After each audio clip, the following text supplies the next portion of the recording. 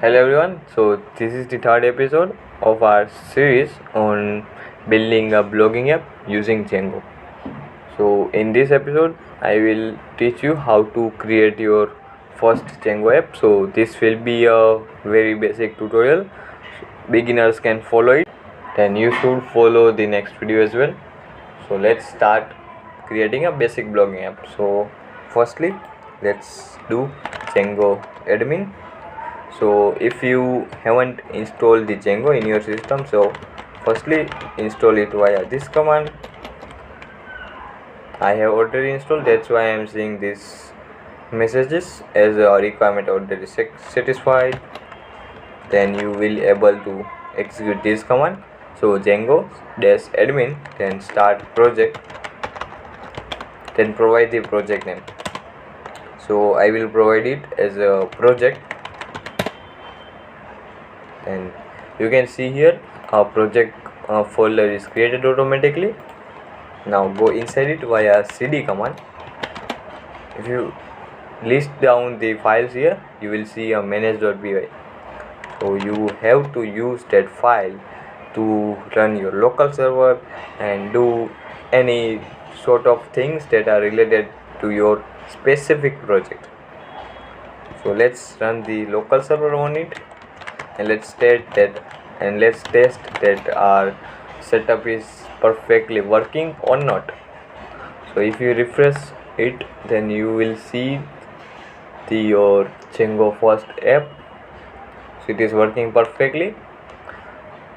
So what I just did, so you just have to execute this command like python 3 manage.py, then run server and enter it. Then after entering, you will see here a URL. So just press Ctrl and then plus click, then it will open your local server on your favorite browser. So now our testing is perfectly, our environment is perfectly set up and it is working perfectly well. So I have just stopped the local server by pressing the Ctrl plus C. Now if you go and refresh, you won't see your Django project. So let's start the creating our first blogging app. So we have just created the Django project, right? Now we need to use models, and then we will create some views and some URLs. So for that we have to create a new app inside the project. So your project can contain more than one app. So this is the coming from Django by default, and we should follow it because it is follow the rule of dry, don't repeat yourself. So here is enough. Let's start by creating the Django app. So python 3 manage.py, then start app, then your app name. So I will name it as core because our app will contain some core features for now. If you see, here is a Python package is created automatically by executing that command. So package name is your app name. Then here are some Python files. So firstly the admin.py, and then apps.py, then models.py, then test.py, then views.py. So firstly we have created the Django project, then we have created a new app inside it. Okay, and now we have to do some basic configurations. So let's go to the project folder, then go inside it another folder, then find a settings.py, then scroll a little down, and you will see install app list right here. Then you just need to add a new element in it. So it will be as your app name. Now I have added a new line here. So this is a good practice to follow it because it can differentiate your Django apps and your own made app. Now save it. and scroll a little down, and you will see the database. So the by default database is SQLite. You can change it if you want. You can read the docs and can learn how to change the database, but for now we will use SQLite and we won't do any other configurations. So Python manage.py on server. If you execute this command and just refresh it, you won't see any changes, but it is like our changes are applied successfully. Now you need to go to your core and then views.py. So firstly let's create a new view. So def, we need to create a new function because we are building a functional based view. Then you need to provide a parameter as a request and return http response. Then you can provide any string data here. So hello.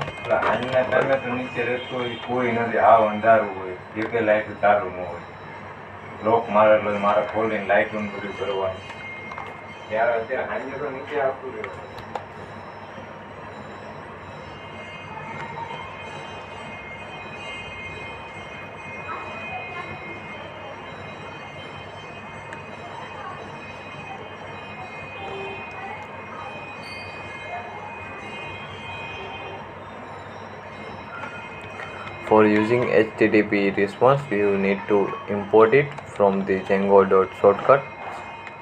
Then after importing it, you can close this file and then go to the urls.py in your project folder. It is here. Then you have to import the views. So from core.views import home, and now you need to add a new element in your urls patterns. So call the path function, then provide your path.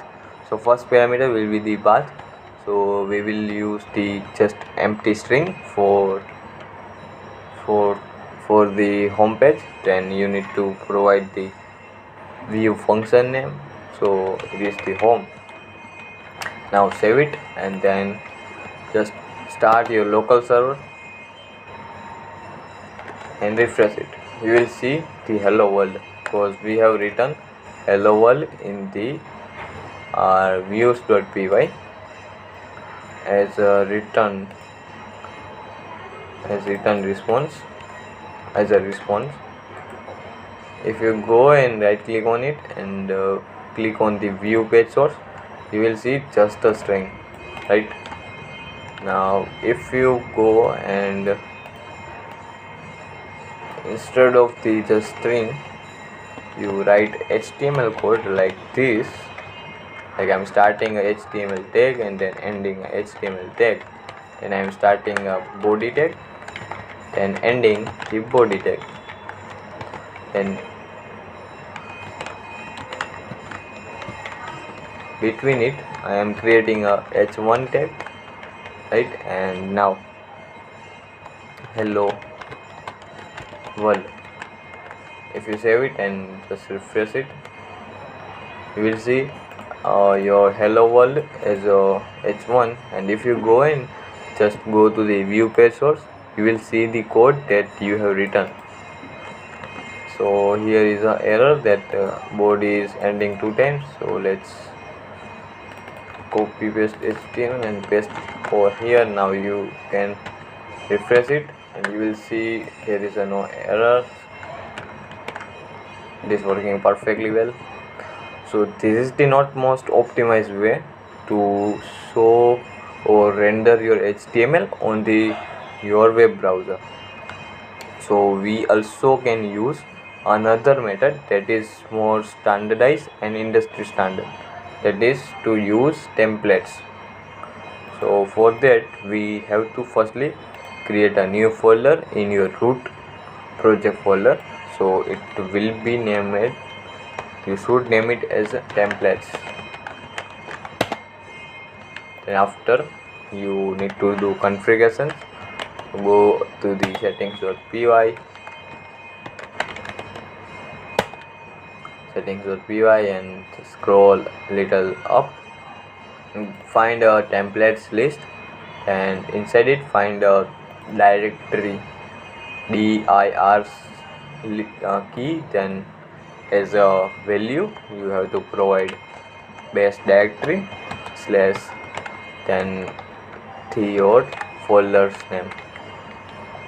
Now if you save it, then your Python, then your localhost will be restarted automatically. Now you no need to return the HTTP response. Now you need to return the render function. In the render function you have to provide two parameters. So first parameter is the request.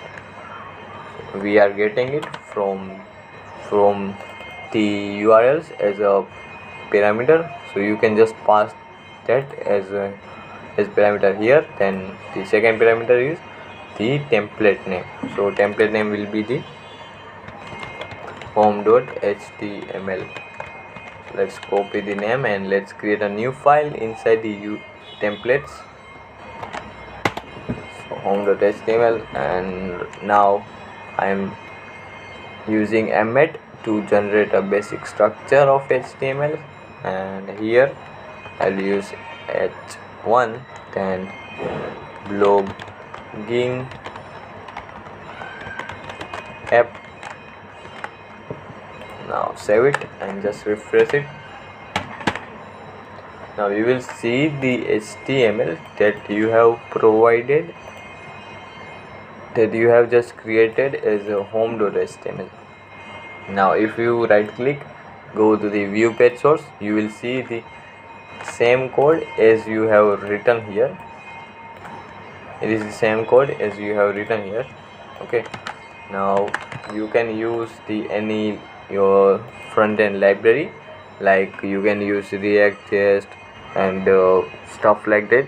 Also you can use CSS libraries like Bootstrap and Tailwind here via CDN to show some well styling, but we are not doing that in this episode. So we have completed rendering our HTML file on our browser, so it is working perfectly well.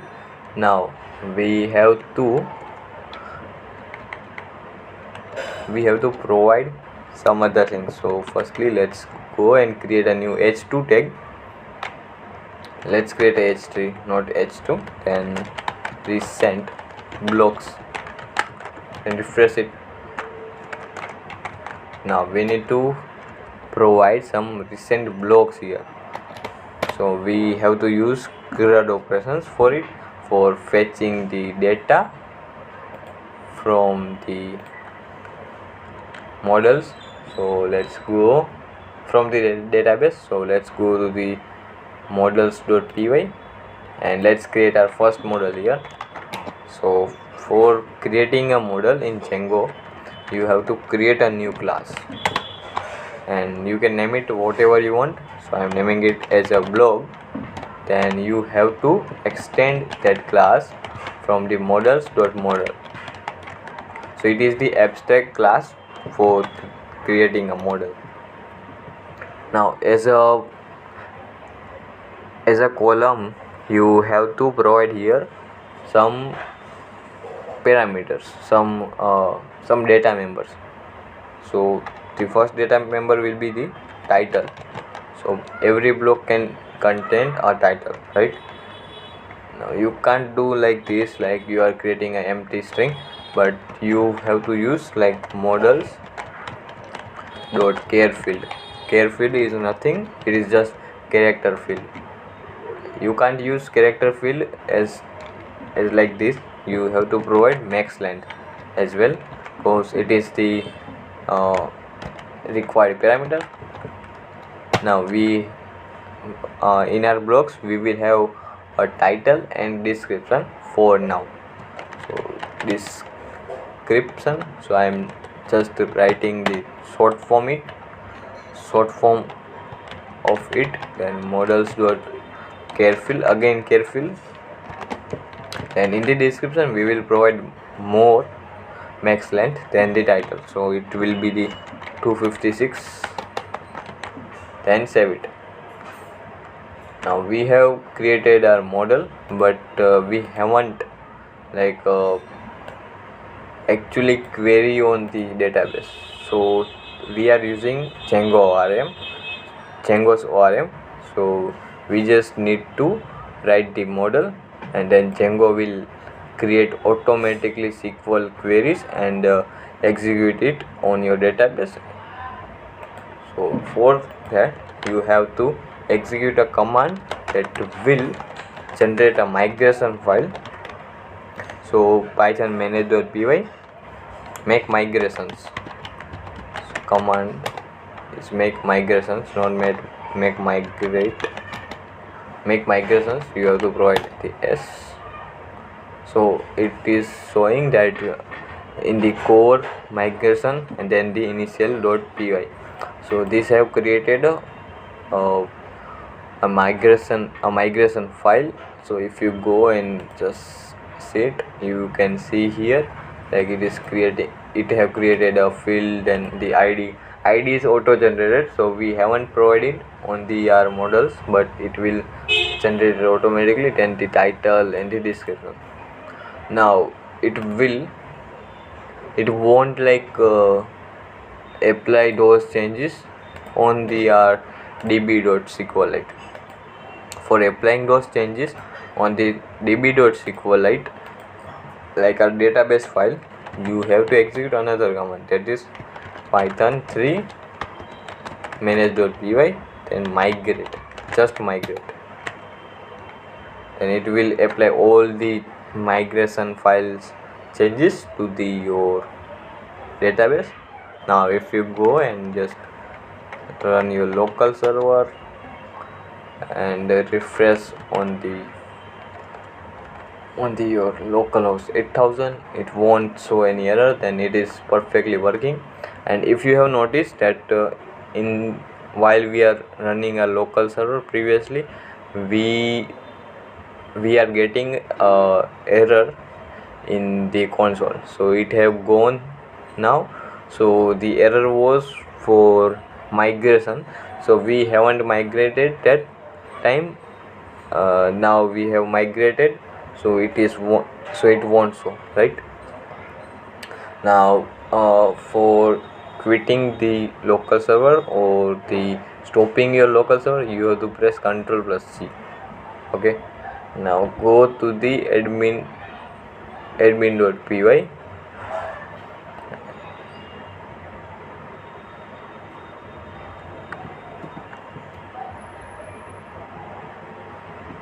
So now we need to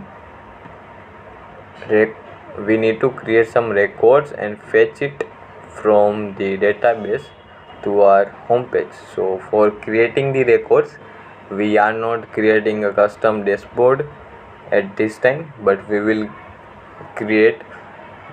use the Django's inbuilt admin panel for it. So we just have to fetch the data to the home page. Django admin panel will handle create, update and the delete. So for accessing the admin panel, you have to go to the admin/admin. Then it will show a box. It will show a page where you have to provide the username and the password. If you provide your system username and password, it won't work because we haven't created an admin user. So for that, go to your console and stop it. Now execute another command. So python manage.py create super user. Now provide a username, so I will provide it as a admin. Then email, you can provide it or just leave it as blank by pressing enter. Then password, you have to provide the password. You must have to provide the password, so I am providing it as 123. Then again you have to provide the same password 123. So it is showing that our password is not perfectly validating. So it is like breaking some rules of validation. So we can just ignore it by pressing Y and then enter it. Then it will bypass the validations. Now you will see a message like super user created successfully.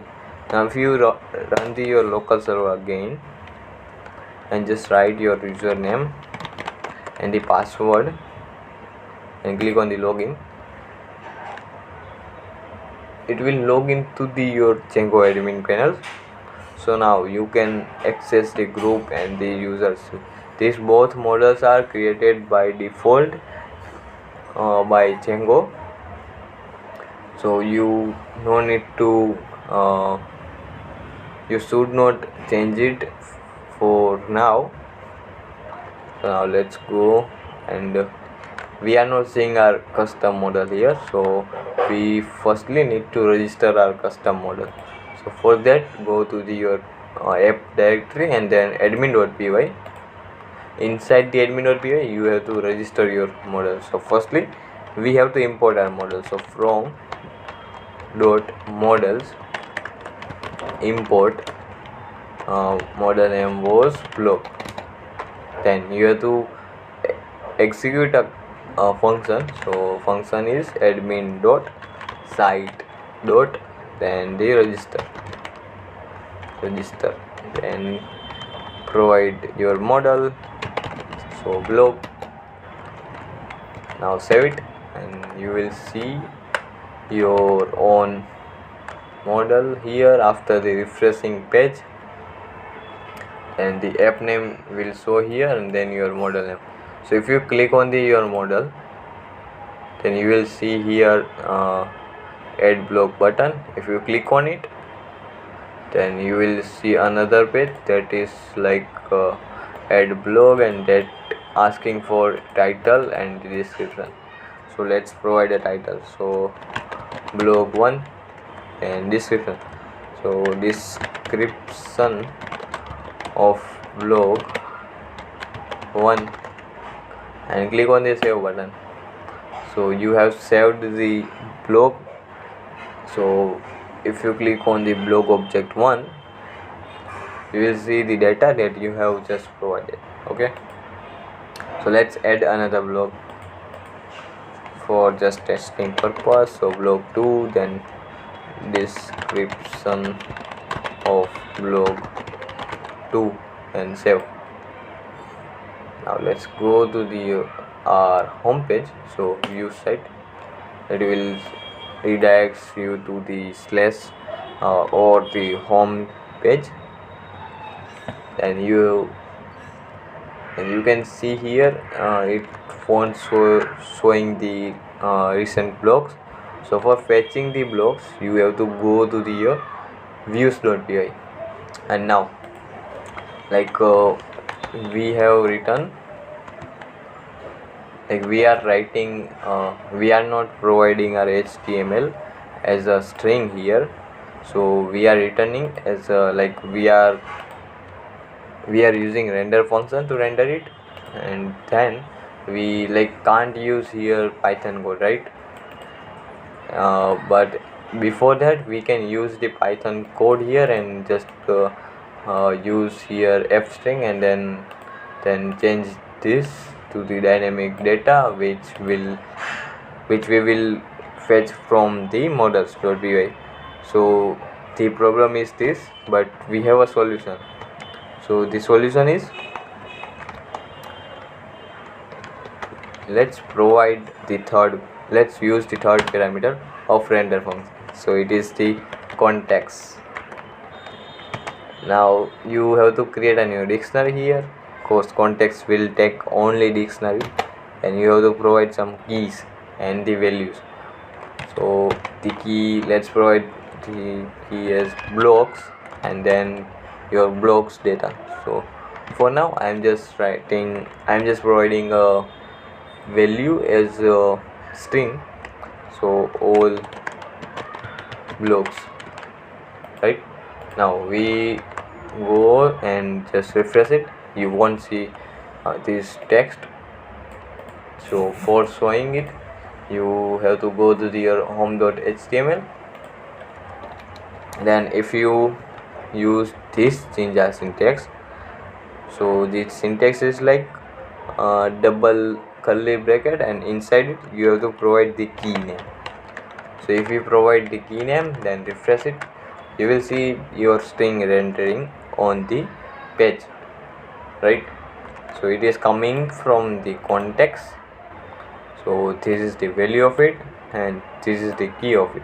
So we are just, so we can access the view, access the value of context via the key, right? So it is working perfectly, like we are serving dynamic data to the our blogging app. Now we need to fetch the actual blocks, right? But before that, I want to show you a good practice for it. So first of all, let's not pass context as this. Let's create a new variable here like context, then start a then dictionary, an empty dictionary, and you just have to provide the context as a third parameter. Now if you write here the blocks, then you have to provide again, let's provide a string, so all blocks. Now refresh it, you won't see any errors, then your code is perfectly well. Then let's fetch the blocks instead of the all blocks string. So let's import. First of all, whenever you want to do some CRUD operation with your models, you firstly need to import your model. So from models models import your model name, then block.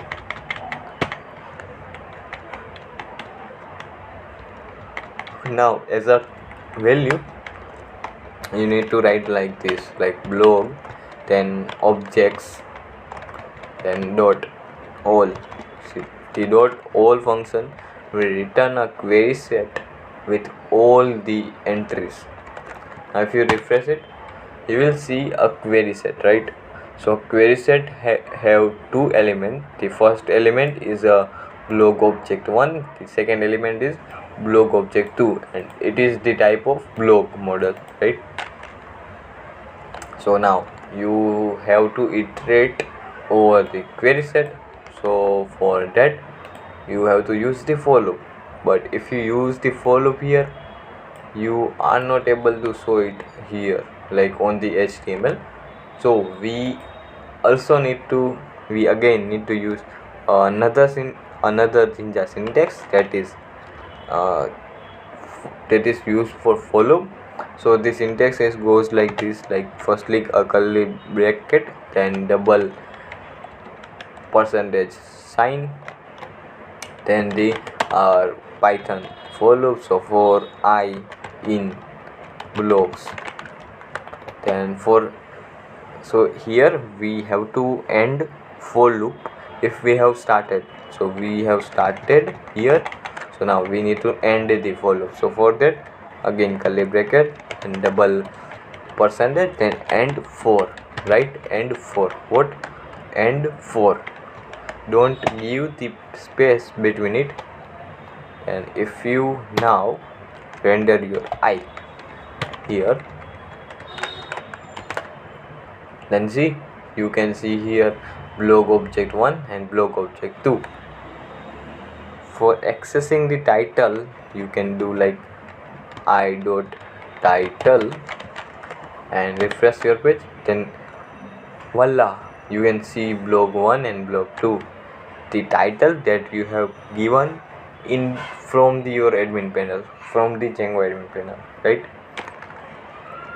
So now it is working perfectly well, but let's optimize it. So first optimization is like let's use blog as a iterative variable, not the I. Now refresh it, you won't see any changes, but it is the good practice again. Now we need to if you right click here and just go to the view page source, you will see block 1 and block 2 as just string. It is not like an element, right? So let's wrap up with the element. So you just have to start a tag here. So we will use a h1 tag here, then end it after the block title.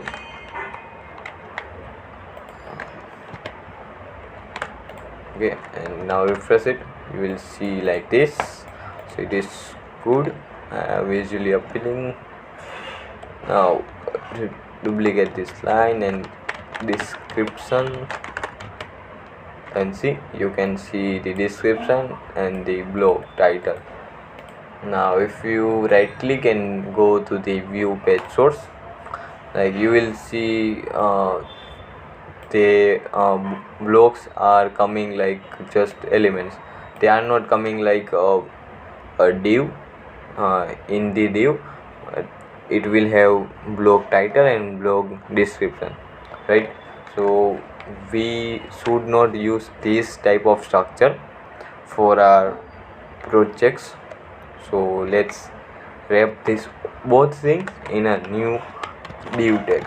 So we have created a new div tag and then wrap up all the things here. Now if you refresh it, you won't see any change, but if you go to the view page source, you will see here a div is created. Then inside that div you have two h1 and then the div tag. So we should not use h1 for the description, right? So let's use p tag and refresh it. So it is working perfectly well. Now for differentiating, for showing some differentiate, let's style it little bit. So div in the block div, let's write some inline changes. So border, then 2 pixel, then solid. See, this is coming in a box with its border, and then the second block is coming with border in the second box as a second box. Now let's give some margin so it should look good. So 12 pixel margin. Also let's apply some padding. So padding 12 pixel. You can skip this part because this is the styling stuff. Now we also need to increase the radius of border so it should look good. So border radius property, then 12 pixel, again the 12 pixel. Now it is looking perfectly well, right? Now if you go create a new tab, then go to the local host 8000 and then admin. Now go to the blogs and now add another blog.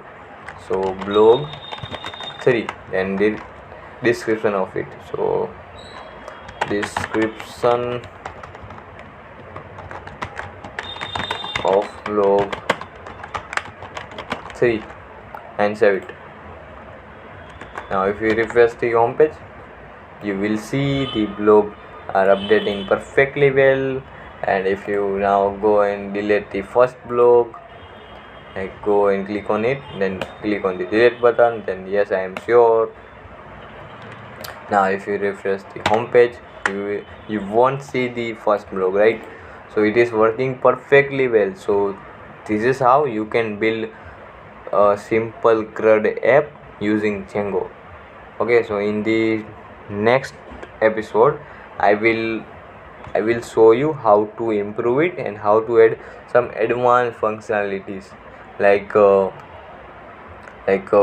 pagination, then sorting, as well as categories and tags. Okay, so let's end the video here. So thanks for watching. Do subscribe and like and leave a comment. Like if you have any doubt, just comment it down. I will reply you as soon as possible. And as well as go to the description and follow me on the Instagram or any other social media and share your current progress. Like from this tutorial, whatever you have made, just send to me.